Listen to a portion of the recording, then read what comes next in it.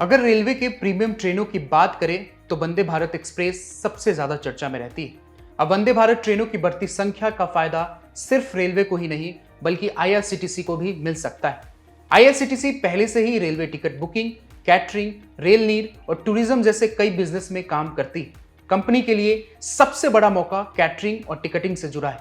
Management के मुताबिक इस वित्त वर्ष या अगले वित्त वर्ष में करीब 20 वंदे भारत स्लीपर ट्रेनें शुरू हो सकती है। ऐसे में कंपनी को नई ट्रेनों की कैटरिंग और लाइसेंस फीस से अतिरिक्त कमाई का मौका मिल सकता है। आईआरसीटीसी का मार्केट कैप करीब 39,800 करोड़ रुपए है और शेयर करीब 497 रुपए पर कारोबार कर रहा है। कंपनी का पीई करीब 29 है जबकि इंडस्ट्री का पीई करीब 42 है। ऐसे में सवाल है कि क्या वंदे भारत का विस्तार आईआरसीटीसी के लिए कमाई का नया रास्ता खोल सकता है। आइए विस्तार से समझते हैं। नमस्ते, मेरा नाम है प्रद्युम्न और आप देख रहे हैं जागरण बिजनेस। आईआरसीटीसी ने वित्त वर्ष 2027 की पहली तिमाही में ऑपरेशन से 1,370 करोड़ रुपए का रेवेन्यू दर्ज किया, जो सालाना आधार पर 18.1% ज्यादा है। कंपनी का प्रॉफिट आफ्टर टैक्स 330 करोड़ रुपए रहा। वहीं एबिटा 386 करोड़ रुपए रहा और एबिटा मार्जिन 28.17% रहा। बिजनेस की बात करें तो इंटरनेट टिकटिंग से 361 करोड़ रुपए, कैटरिंग से 732 करोड़ रुपए, रेल नीर से 109 करोड़ रुपए और टूरिज्म से 168 करोड़ रुपए का रेवेन्यू आया। कैटरिंग रेवेन्यू सालाना आधार पर 33.82% बढ़ा जबकि टूरिज्म में 13.5% की ग्रोथ रही। इसके मुकाबले इंटरनेट टिकटिंग का ग्रोथ करीब 0.5% रहा।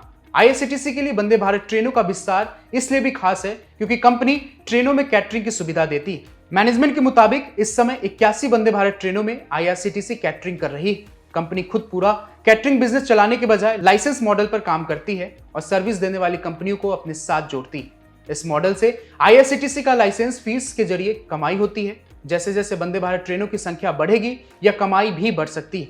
इसके अलावा चेयर कार वाली वंदे भारत ट्रेनों में कोच बढ़ने से भी कैटरिंग का मौका बढ़ेगा। वहीं चेयर कार की जगह स्लीपर वंदे भारत आने से ट्रेन में सफर करने वाले यात्रियों की संख्या और सफर की दूरी भी बढ़ सकती है। इसका फायदा टिकटिंग और कैटरिंग जैसे बिजनेस दोनों को मिल सकता है। मैनेजमेंट ने बताया कि इस वित्त वर्ष या अगले वित्त वर्ष में करीब 20 वंदे भारत ट्रेन स्लीपर जोड़े जाएंगे। कंपनी के मुताबिक एक ट्रेन से करीब 6 करोड़ रुपए की लाइसेंस फीस मिल सकती है। इस हिसाब से 20 ट्रेनों से करीब 120 करोड़ रुपए की लाइसेंस फीस का मौका बनता है, लेकिन इसे सीधे 120 करोड़ रुपए की अतिरिक्त कमाई नहीं माना जा सकता। यह रकम ट्रेन शुरू होने की रफ्तार और सर्विस शुरू होने के समय पर निर्भर करेगी। इसके अलावा यात्रियों की संख्या बढ़ने से कैटरिंग से भी अतिरिक्त कमाई हो सकती है। यानी वंदे भारत से आईआरसीटीसी के लिए दो बड़े मौके। पहला, नई ट्रेन से लाइसेंस फीस और दूसरा, यात्रियों की संख्या बढ़ने से कैटरिंग की कमाई। आईआरसीटीसी के लिए अभी कैटरिंग सबसे बड़ा रेवेन्यू वाला बिजनेस है। वित्त वर्ष 2027 की पहली तिमाही में कैटरिंग से 732 करोड़ रुपए का रेवेन्यू आया जबकि पिछले साल इसी तिमाही में यह 547 करोड़ रुपए था। यानी सालाना आधार पर करीब 185 करोड़ रुपए की बढ़ोतरी हुई। इस बढ़ोतरी में प्रीपेड ट्रेनों की ऑनबोर्ड बिक्री, मोबाइल ट्रेनों की licence fee, static unit licence fee, e catering और चुनाव स्पेशल ट्रेनों का योगदान रहा। प्रीपेड ट्रेनों की ऑनबोर्ड बिक्री 301 करोड़ रुपए से बढ़कर 413 करोड़ रुपए हो गई।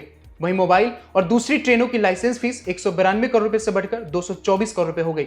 Static unit licence fee 20 crore रुपए से बढ़कर 33 करोड़ रुपए और ई कैटरिंग की कमाई 16 करोड़ रुपए से बढ़कर 22 करोड़ रुपए हो गई। चुनाव स्पेशल से कमाई 5 करोड़ रुपए से बढ़कर 41 करोड़ रुपए रही। वंदे भारत ट्रेनों की संख्या बढ़ने से टिकटिंग बिजनेस को भी फायदा मिल सकता है।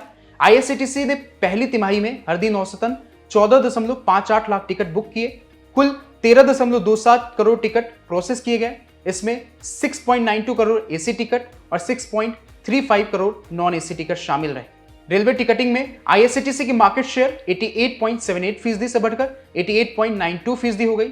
हालांकि इंटरनेट टिकटिंग से रेवेन्यू सिर्फ 0.5% बढ़कर 361 करोड़ रुपए रहा। कंपनी के मुताबिक कन्वीनियंस फीस से कमाई 236 करोड़ रुपए से बढ़कर 248 करोड़ रुपए रही जबकि बिना कन्वीनियंस फीस वाली कमाई 123 करोड़ रुपए से घटकर 113 करोड़ रुपए रही। आईआरसीटीसी के पास टिकट और कैटरिंग के अलावा भी कमाई के रास्ते हैं। कंपनी लखनऊ जंक्शन, नई दिल्ली तेजस एक्सप्रेस और अहमदाबाद मुंबई तेजस एक्सप्रेस जैसी 2 प्राइवेट ट्रेनों का संचालन करती है। इन ट्रेनों में कैटरिंग, सुरक्षा, हाउसकीपिंग और टिकट चेकिंग जैसी सुविधाएं दी जाती हैं। इसके अलावा कोच पर विज्ञापन, कोच की ब्रांडिंग और ट्रेन के नाम से भी कमाई की जा सकती है।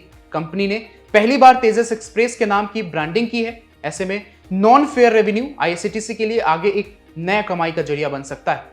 IRCTC ई कैटरिंग को भी तेजी से बढ़ा रही है। ई कैटरिंग के जरिए रोजाना करीब 1.2 लाख मील से बढ़कर 1.6 लाख से ज्यादा मील की बिक्री हो रही है। कंपनी ने 50 से ज्यादा ट्रेनों में ई पेंट्री सर्विस शुरू की है। इसे करीब 100 ट्रेनों तक ले जाने की योजना है। कंपनी टूरिज्म और ऑनलाइन टिकटिंग के लिए एक सिंगल पोर्टल की भी तैयार कर रही है। टूरिज्म से रेवेन्यू 745 करोड़ रुपए से बढ़कर 890 करोड़ रुपए हो चुका है और कंपनी को उम्मीद है कि अगले साल 1000 करोड़ रुपए के पार जा सकता है। वंदे भारत ट्रेनों का विस्तार IRCTC के लिए कमाई के कई रास्ते खोल सकते हैं। करीब 20 नई वंदे भारत स्लीपर ट्रेनों से मैनेजमेंट के 6 करोड़ रुपए प्रति ट्रेन के अनुमान के हिसाब से करीब 120 करोड़ रुपए की लाइसेंस फीस का मौका बन सकता है। इसके साथ ज्यादा यात्रियों से कैटरिंग की कमाई बढ़ सकती है। हालांकि कुछ चुनौतियां भी हैं। कैटरिंग मार्जिन पर GST और ऑपरेशन से जुड़े खर्च का असर पड़ता है। वहीं टिकटिंग से कमाई काफी हद तक कन्वीनियंट फीस से जुड़ी है और यह फीस पॉलिसी में बदलाव पर निर्भर करती है। कंपनी ने नई ई टिकटिंग टेक्नोलॉजी में करीब 150 करोड़ रुपए का इन्वेस्टमेंट भी किया है और तिमाही के दौरान 10 करोड़ रुपए मेंटेनेंस पर खर्च किए हैं। बहुत बहुत शुक्रिया।